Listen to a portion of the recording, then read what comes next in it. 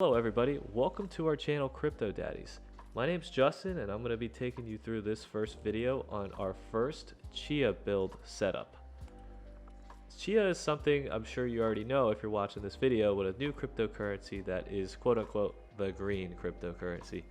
Supposed to be the alternative to getting away from heavy energy using GPU miners and ASIC miners and things like that. What we want to do is just take you through our first rig. We're going to try to make some Medium articles and give some guidance on what we're doing, and hopefully being able to make more videos of us building our rig and learning more about it, and we're hoping being able to get some Chia while you can sit back and watch our journey. We created this channel with myself and two other friends.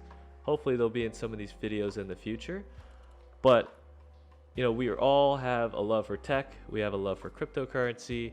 We were big into crypto back in 2017, and with the meteoric rise this past year, you know, everybody's back into crypto. So Chia is something I've been looking into for a while now, and I've been watching and been a little bit hesitant on pulling the trigger until, you know, I was pushing my friends and we decided, hey, let's just build a rig. You know, the rig we built, we're going to call it a middle of the road rig. It costs us about, you know, $1,500–$1,600 for the hardware just to plot, not including storage. We have this first article that we built and wrote on Medium. What the purpose of this is so you can just go and have a quick review of like the history of Chia, talk about proof of space.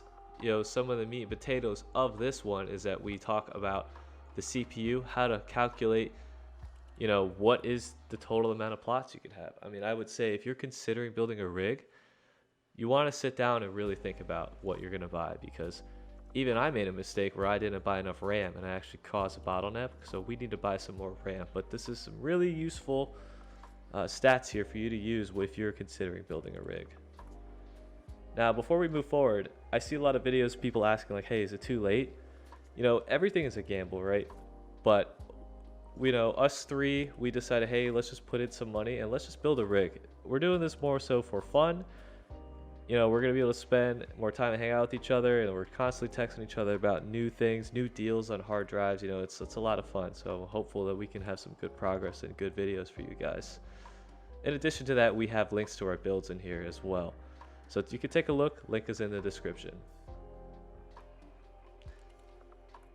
Now let's go over to the build.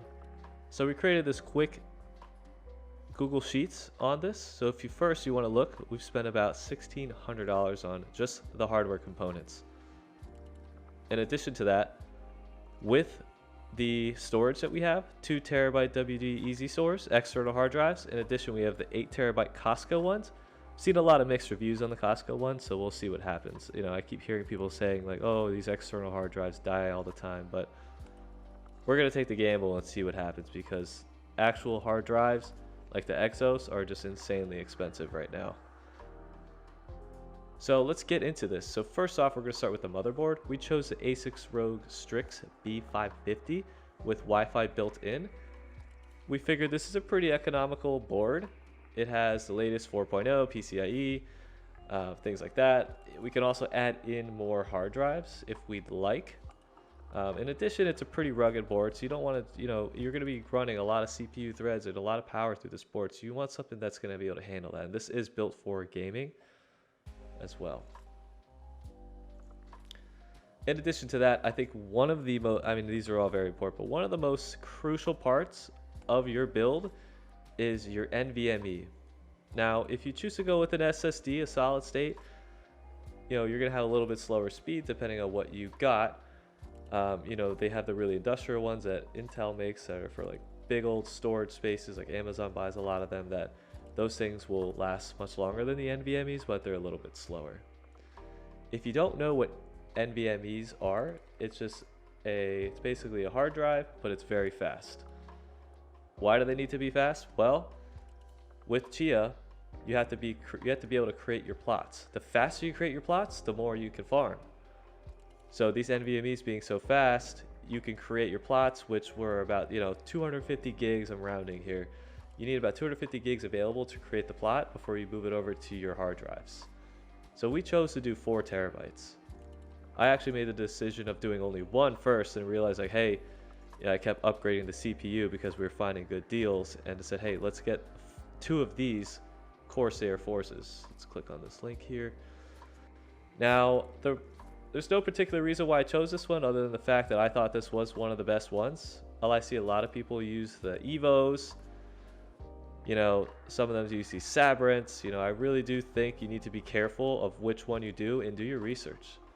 Tom's Hardware has a great article about these NVMEs that shows the performance over time at constantly writing, when they're constantly writing, excuse me. And what happens is, basically, as these things continue to write, they write, you know, till you have a bunch of gigs, you know, a couple hundred gigs or 50, 60, 80 gigs, however much it is, depending on the drive.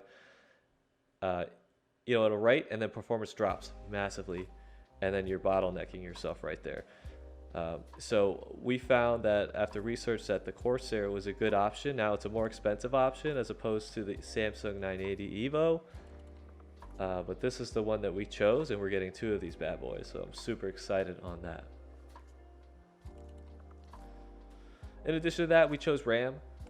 Just make sure you get good enough RAM. We got this DDR4 RAM, 216 gigs, 3600.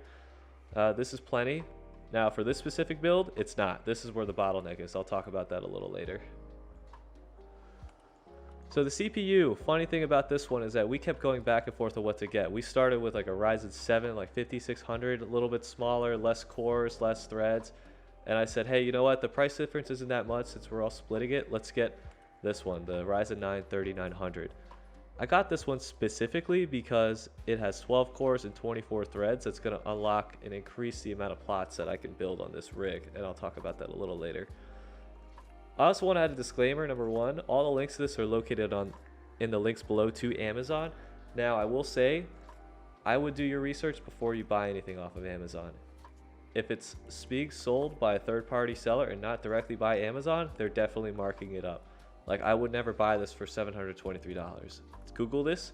You might be able to find it in a BH Photo or another hardware store, you know, for a much cheaper price, so you're not getting scalped. So be careful and do your research before you start purchasing. In addition to that, since we're using external drives, we do have the external USB, multi-USB port here.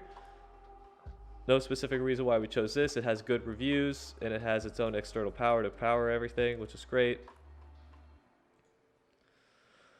You know, Kingston is 120 gig. If you've seen other videos or done some research, this is just to hold the operating system, basically. Nothing special about this one, just for the OS, and we're going to be running Windows.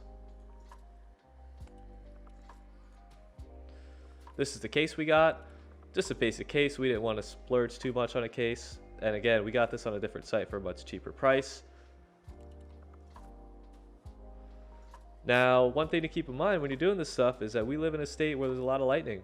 So we got a surge protector. Super important to keep your things safe in the case that you do get hit with a lightning bolt or power surge. Smart plug, since there's 3 of us investing into all this is staying at my house here. Smart plug is going to allow me to track how much power is being used over time. Now, it's definitely not going to be as much as a GPU, but something good to keep an eye on. So this is just a smart plug. You can download an app connects to it, and you can just track the power consumption over time. The power supply, we got a Corsair HX series, the 750. We got this one because you could plug in a lot more. You know, if we started going to actual hard drives that connect directly to the motherboard, we could plug in the power supply to all of those right into here, and there's additional power supply spots. So we have the flexibility in the future, and then we're not having to buy a whole new power supply. Last but not least, these are the 2 drives we got. I know I already talked a little bit about them, but super excited for all these to get here. You know, this is going to be a beast of a rig. And again, if you do like this video, please drop a like and give us a subscribe, because we're going to continue making a series in hopes, depending on the feedback from everybody. So now that we've gone over the hardware, we're going to go a little bit over the math behind this, so you can identify, and while you're looking at your rig, see if you have a bottleneck already from the hardware. So I'm going to pop back over actually before I go on this, and we're going to look at, again, this formula on our Medium article that we created. So first of all, we want to start with the CPU. So you want to add everything up and do these for all the parts you're looking at. So the CPU is maxed out or limited by this formula, number of cores plus the threads divided by 2. The RAM is limited by this formula, RAM in megabytes divided by 3400, round down. In addition, temporary space is used by this formula. So every plot is about 256 gigs or 250 gigs. I believe they updated it. You want to make, you could do this calculation to see how many plots your NVMEs or hard drives or SSDs could handle while you are creating the plots. So going back here with my current setup that I just went over, I have a maximum of 18 plots I can build based off of the CPU plus the amount of threads in that CPU that can do. Number of RAM in gigabytes, we have 32, so I can only do 9. So this is my bottleneck right here, so we are going to have to purchase some more RAM. This is where I did not calculate correctly, but RAM's pretty easy to come by so far, so I'll probably just pick something up from Best Buy or Amazon again. Lastly, NVMe space, 4 terabytes of that, so I can have a maximum of 16 plots that I can do. Now, I'm just going based off the numbers. I'm sure there's ways I can flex up or flex down my plotter when it's plotting based off of the different, putting delays and doing parallel, things like that. So I'm super curious to see how well it performs once I actually get all of the hardware in. Last but not least, before we close this video, I just want to say thank you for watching. If you do have any questions, please post them in the comments below. We'll do our best to answer all of them as best as we can. And just want to remind everybody, we are still learning. We've done extensive research, and it's still going to be a learning curve to go through this. I think our goal right now is we're going to collect the hardware, build the rig, make some YouTube videos about the rig, and then by the time the 16th or 17th, when pooling is supposedly going to become available, we're going to start creating some pooling plots.